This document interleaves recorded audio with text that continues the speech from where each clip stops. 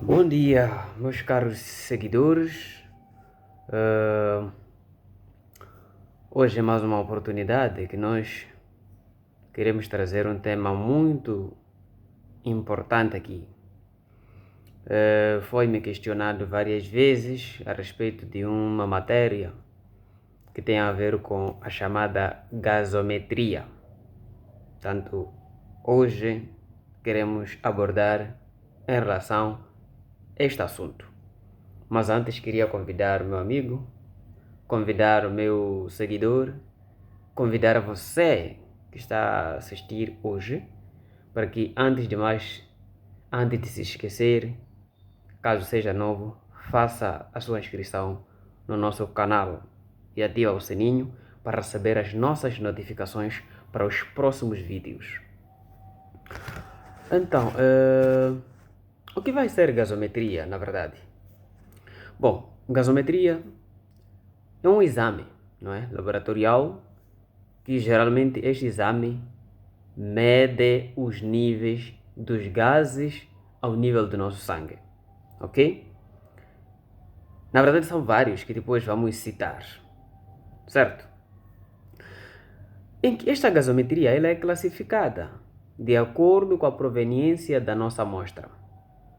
Podem existir vários tipos de gasometria, mas eu vou destacar aqui dois tipos. Estamos a falar da gasometria venosa e gasometria arterial, ou gasometria arterial, assim como a gasometria venosa.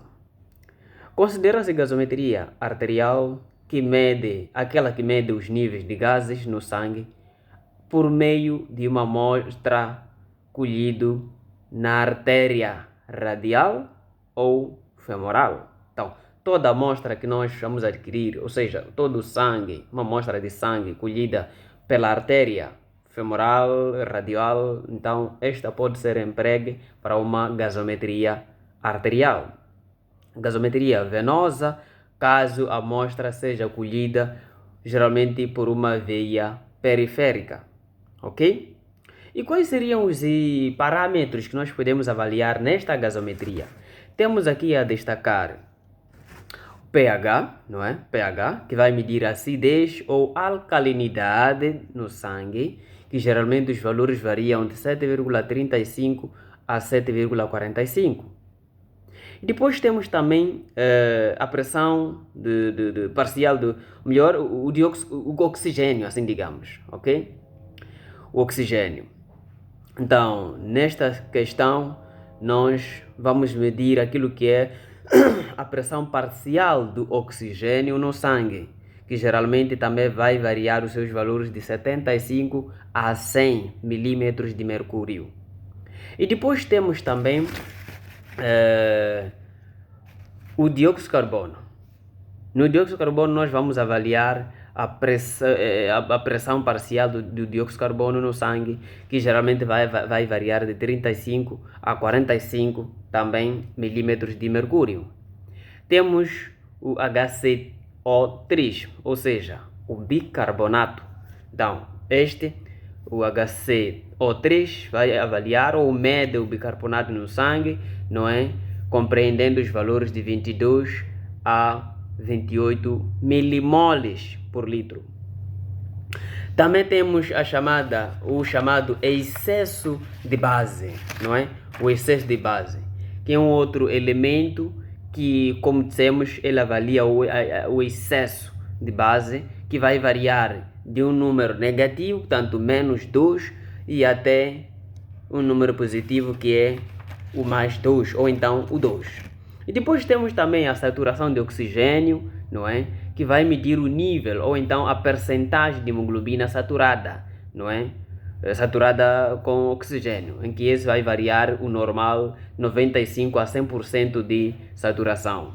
Aqui nós precisamos compreender que existem dois tipos de hemoglobina quanto à sua saturação, onde vamos ter hemoglobina saturada, não é? Que é aquela que está ligada ao oxigênio. Depois temos hemoglobina insaturada, não é? Aquela que não está ligada ao oxigênio. Depois temos também já a hemoglobina, que vai medir de certa forma o nível de hemoglobina no sangue, que geralmente em gasometria os valores vão variar de 13,5 a 17,5 gramas por decilitro. Aqui não há compreensão de idade ou sexo, ok? E depois temos o outro, que é o latato, vai medir o nível de latato no sangue, vai variar também 0,5 a 2,2 milimol por litro, ok? Depois temos a pressão parcial de oxigênio, então o P50.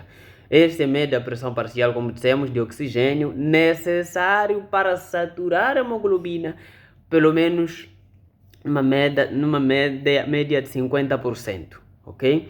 Temos também aquela complexidade de hemoglobina, temos carboxihemoglobina, não é? Que vai medir o nível de carboxihemoglobina no sangue. Geralmente o valor deve estar menor.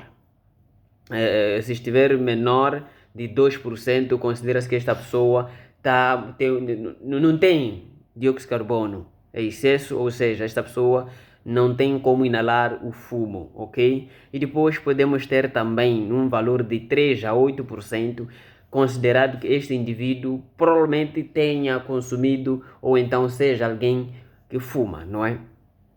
Depois temos a chamada meta-hemoglobina, não é? Que mede o nível de meta-hemoglobina, geralmente o valor também varia de 0,5 a 3,5, não é?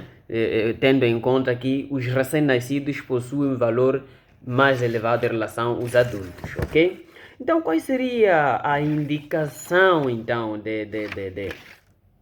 a indicação de uma gasometria? Bom, precisamos indicar aqui que a gasometria ela é indicada para doenças respiratórias, não é? Estamos a falar da pneumonia, bronquite, asma, entre outras doenças do fórum respiratório. Depois temos doenças cardíacas, estamos a falar de insuficiência cardíaca, infarto do miocárdio, entre outras. Estamos a falar de doenças metabólicas, tanto diabetes, não é? Acidoses, alcaloses, entre outras do fórum metabólico. Depois temos traumas também, estamos a falar de trauma craniano, lesão pulmonar, entre outras, em que geralmente precisamos entender o contexto do histórico do paciente, depois vamos decifrar em função aquilo que serão os resultados obtidos, tá bom?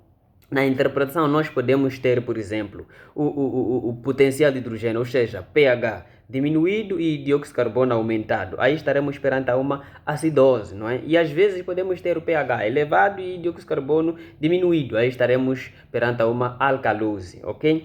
Não só também podemos ter o oxigênio elevado e que vai designar como uma hipoxemia, não é? Depois podemos ter o oxigênio aumentado que vai ser hipercapneia, ok? Então, este era o resumo que nós podíamos aqui trazer em torno daquilo que é a gasometria. Lembrem-se que primeiro é preciso conhecer o histórico do nosso paciente e depois fazer um estudo, ou seja, solicitar o exame necessário em função daquilo que é a sua suspeita diagnóstica, a sua hipótese diagnóstica.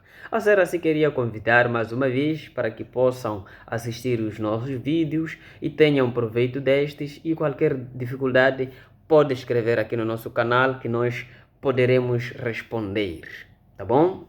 Bom dia e bom fim de semana.